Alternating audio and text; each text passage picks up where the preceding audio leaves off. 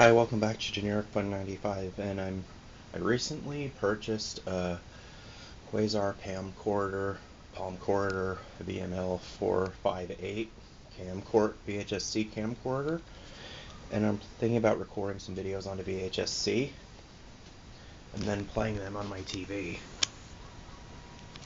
with the carrier that I got, or just hook up the camera to the TV. And I noticed something when I opened this JVC tape, VHS-C tape. I noticed that it said PAL on it, and I don't know if it'll work on this Quasar camera, if it's NTSC or region free. So we're gonna find out shortly, because I get the camera on Monday, and just ask the seller a question about it. Maybe he'll get back to me soon. I just hope it'll work.